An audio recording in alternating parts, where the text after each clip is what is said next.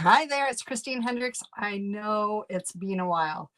It's been a crazy last couple of years. I've been off work now for well, a couple of months now, and I just have so many different little projects I want to do. And then I have this, uh, I want to spend time with my family, so I'll go visit my family, spend time with my husband. And we've gotten into playing COD. If you don't know what that is, it's Call of Duty. The one we're playing is Modern Warfare 2, um, which kind of eats up a lot of time. So I'm trying to get back into doing things instead of sitting and playing video games. But what I'm working on right now, you can actually see, oh, wrong side, this side. I've laid out some of what I've done and actually starting to look pretty good. So I'm working on this quilt and I have this book. It's called 40 Fabulous Quick Cut Quilts by Evelyn.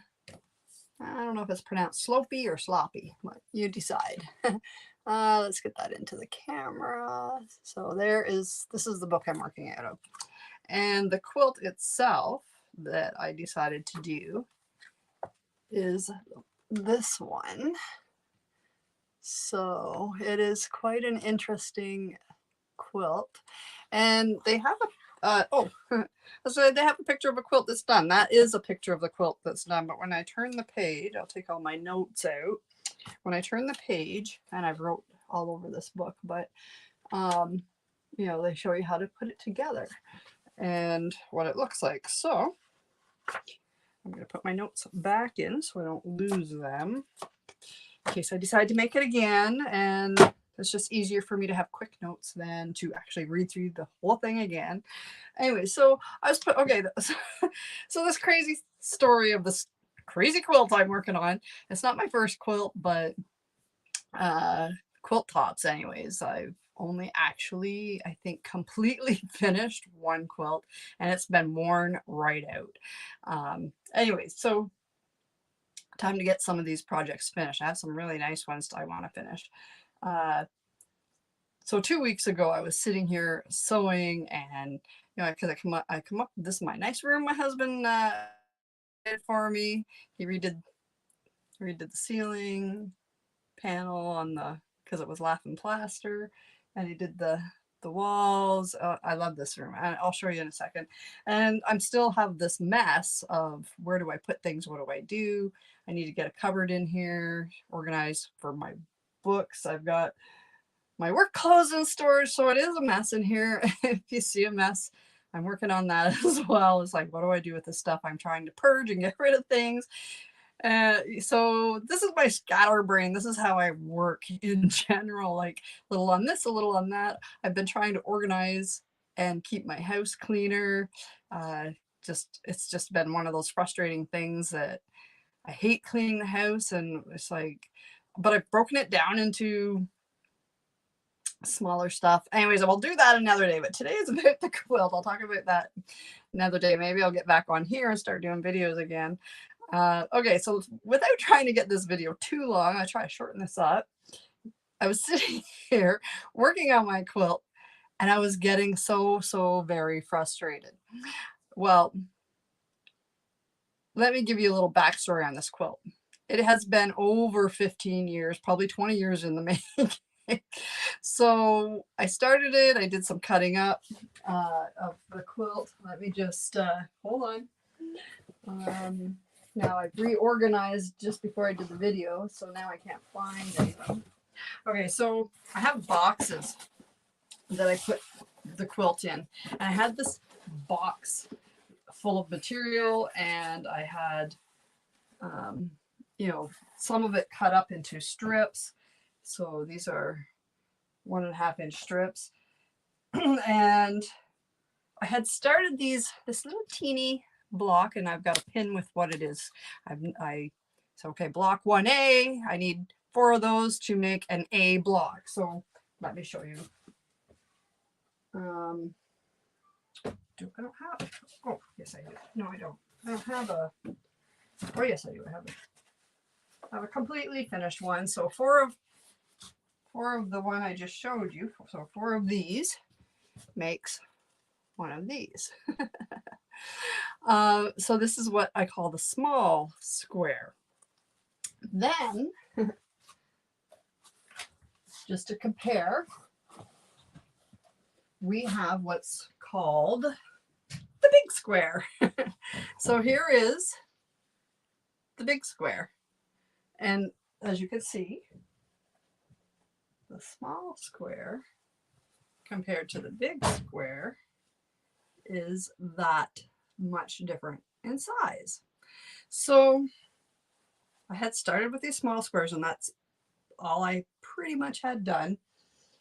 There's a couple of these small squares, and I need, I made notes on my box here. So I need 9 of these small squares total. Then I need 4 of these bigger ones, which I now actually have done. So let me just go back to, put this back over here. I'm going to lay this back out. I gotta kind of show you what it looks like, but I know I'm trying to give you this backstory. It's getting a little lengthy here, but I got frustrated and I was like, so whatever happened, I put it away. I just didn't have time. I was working, whatever, who knows.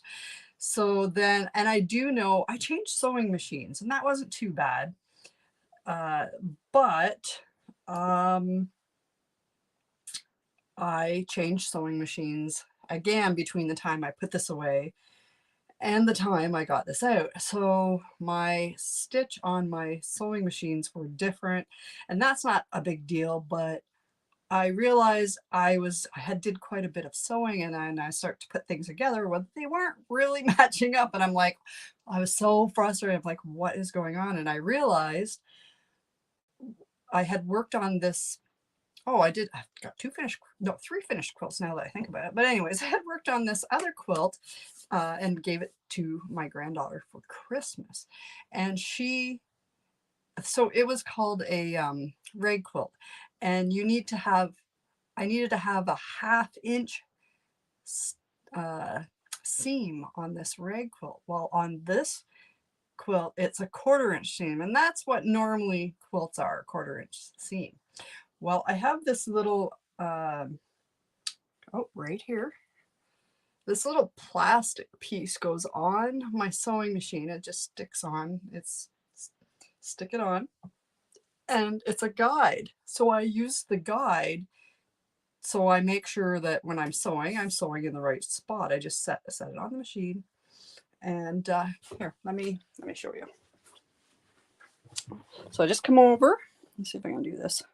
And I set it, I looked for, my 1/4 inch, and I set it on. So when I'm feeding in my material, I feed it in straight with wherever this guide is. Well, I had it set on the 1/2 inch, and I had forgotten to move it over to the 1/4 inch. And then with it being a different machine, it just messed me up. So now things are not going to line up when I put them together.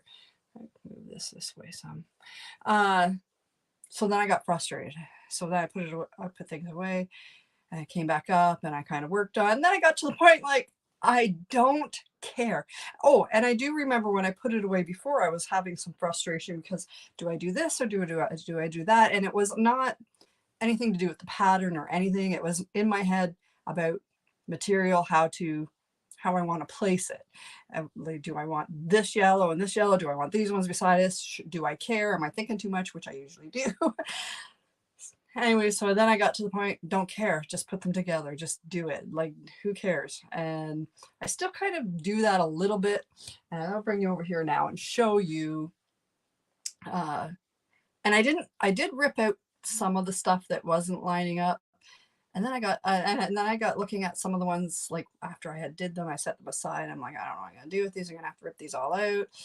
And then I got looking at them, they're not lined up, and I was frustrated. I took 2 weeks off, and I'm like, I'm not touching that stupid thing. It's just frustrating me. But I'm calling this the imperfectly perfect quilt. I'm gonna have to change the title, I think, on this video. So this is going to be my imperfectly perfect quilt, and I've laid it out. Probably was better in the background, so I don't have it all completely sewed. I just have small square, and I didn't show you the rectangular square. This is the what I call the rectangular square, and then another small square at the end, and then another rectangular square going the other way, and then a big square, and I've got a partial rectangle square. So you same thing. I need 4 of these to make one big one like this. I've got another one there, but then I laid the bigger one out again just to get a look at, you know, this quilt. And you know what? I definitely was overthinking it. I was definitely caring way too much. And I think it's going to turn out okay. I think it's going to turn out okay. I'm going to look at it and go, it's not straight, like it might not line up right. In fact, I was looking at it. I'm going to show you one spot. Where is it? And it's dotted material. And if you look right, where is it? Right here, this square right here. Like, wait a minute, is that the one? Oh, actually, it does. Oh, this one. You can see, like, this dot is in this corner, and as I go up, it's like more and more white, and there's a full square, so it's like not straight, not straight at all. And I'm like, oh.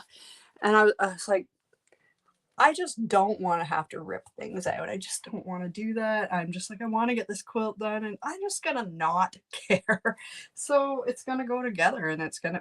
I actually, after I finished this little bit, laid it out so that I could take a look at it and get a feel whether it was gonna go not too bad or oh, crap. What am I gonna do?